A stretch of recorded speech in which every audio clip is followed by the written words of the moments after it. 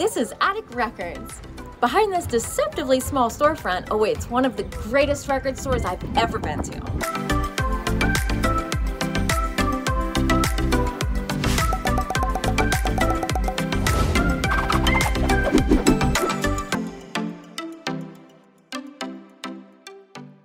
The Attic has been a staple of downtown Millville for over 40 years, and it's seen its share of ups, downs, and some major flooding since it's been here on Grant Avenue. Now, Cassie and I are big vinyl collectors, as you can see.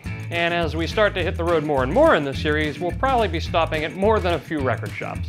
Each record store has its own unique story, and the folks that work at them are people we always love to meet. And to give us the grand tour of the Attic, I called up my good friend, Tony.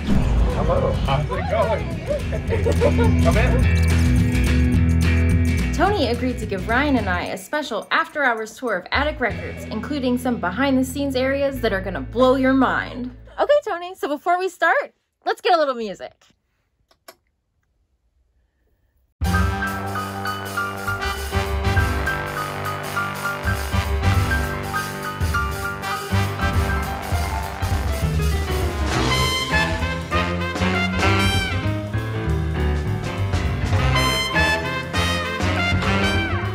You know, when people come into the store here, they see, I mean, obviously, this is a lot of records, and then they keep walking through, and there's essentially a whole other room of even more records. Right. What I want to know is, when I ask you if you have a record in stock that I'm looking for, how the heck do you find it? You don't look it up on a computer. I don't think there's a database. Like, do you have everything memorized? We sort of have to. So basically what happens is we have to know what we've ordered. We have a system for all of our new records, so we know if something's in stock. We know if we have more in the back. We have used records that like each of us price, each of us process. And so what happens is we have to do it all from memory and all by hand. Unfortunately, at this point, it's 40 years open, 40 years worth of records. You can't make an inventory now. You know what I'm saying? There's nothing in the computer that tells us what we have, and that'd be a lifetime of work. So we'd rather spend this lifetime finding the records versus the lifetime logging the records. These are our overstock tags. So these tell us if we have more in the back, overstock. And once we sell our final copy, we cross out the overstock, and then we'll know to reorder them. So I'm gonna have to check all these tomorrow night, and then Fred's gonna get to work ordering them. Now you just heard Tony mention Fred. If you've been to the Attic, you probably already know Fred, but if not, Fred Bond runs day-to-day operations at the Attic. His father, Fred Sr., opened the store in 1980. Back then, they mostly sold 45s with a focus on R&B and vocal groups. They were tacked up on a wall and people would just point to what they wanted. Ed Karpinski here would grab them for you, or maybe a young Fred Jr. would. Here he is at the store right around the time he was also following the Grateful Dead around the country a few decades ago. I'd say the flood was really, that's the time I would say that Fred Jr. really took over as like the main person down here working every day, day in, day out. The 2004 flood in Millville during Hurricane Ivan had much of the store underwater. This mural on the front actually covers what used to be a window, which was smashed when a street light floated through it to the back of the store.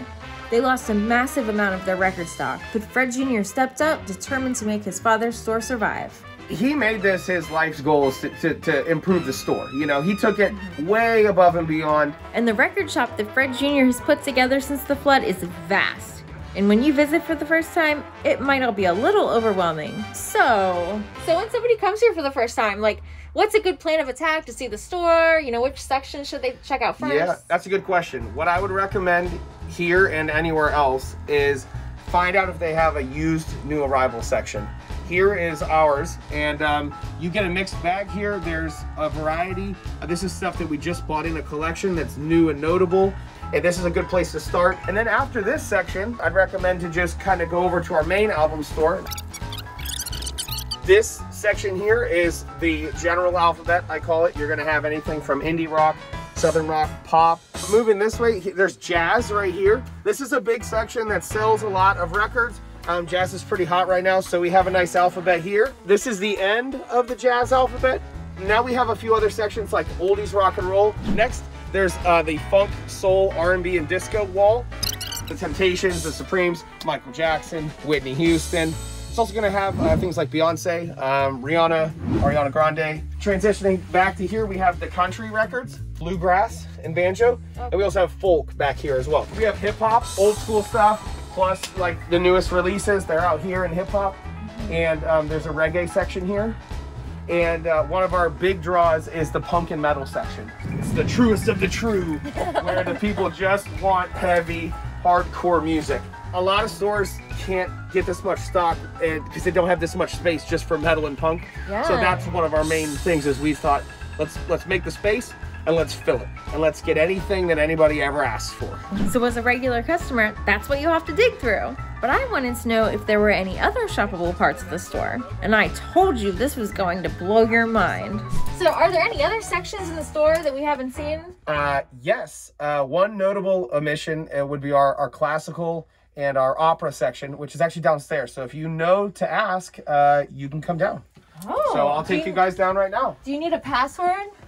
Password is Beethoven, Beethoven, Beethoven. We descended down what was essentially a dungeon staircase into a hidden cavern full of even more records. This is the classical section. One of the store's classical fans organized this section. The shelving is built into the foundation stone, perhaps as a metaphor for how classical compositions are the foundation for all modern music. But probably not. It's like a classical cave. It's a classical cave, that's right. They sell everything from single LPs to box sets of full operas down in the classical cave.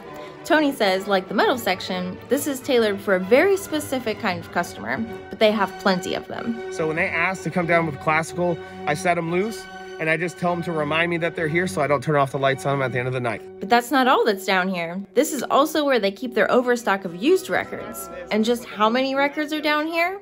Well, just look at this!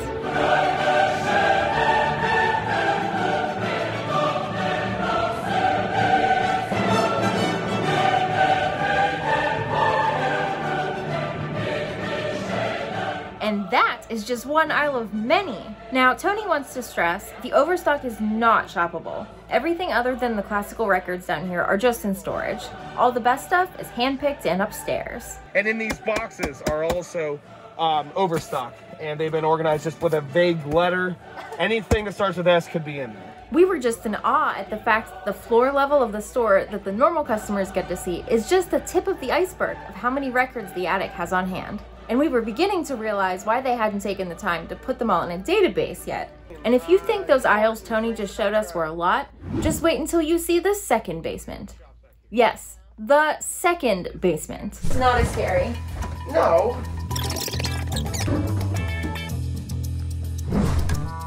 Whoa. Okay, you weren't kidding. There's No. a lot of records down here. And very much not shoppable. The second basement here is perhaps even more astounding than the first. Hundreds upon hundreds of boxes form a literal subterranean labyrinth of records. Tony here taking on the role of a vinyl Theseus guiding us through. You could charge people like $1 to go through here and make it like the record base. You gotta set up a haunted house down here. Yeah, haunted house. I was just thinking that. So what are they doing with all these? What's gonna happen to them? Are they ever gonna be used? Yeah, well, we'll get to them at some point. This is all even more storage of records they've seen and sorted, but don't have a need for in the store right now. And Tony, again, wanted to stress. And again, this is all extra stuff, you know? This isn't like Rolling Stones mono red label. This isn't like Beatles Butcher cover. This isn't used Metallica. This isn't used hip hop. This is stuff that we've looked at before. We don't need upstairs, and we need to use this space. The milk crates for flooding purposes, if water. Oh yeah. Because there's nothing worse than we used to have these just on the floor, and when even an inch of water hit, the bottom of every record was wet and moldy, and then you'd have to take all this stuff off to get to the bottom one, or they would fall over. Not good. Now the second U-Haul box labyrinth basement is underneath an additional storeroom of even more overstock records. You remember Tony talking about the high-tech sticky note system earlier? This is where they pull from if they needed to replace a record with an overstock mark on it. A lot of people get excited and they want to shop everywhere. They want to dig everywhere. They don't care if it's priced, they don't care if it's in the basement, they don't care if it's half moldy. But the thing is, for us, we want to have our best copies out at a fair price, and that's what's important. And at this point, you're probably thinking that this iceberg doesn't go any deeper, but oh boy, does it ever. Oh, and there's one more place I can think of that nobody really gets to see unless they're an employee or they really, really, really, really love us. It's the warehouse. I had no idea. Whoa!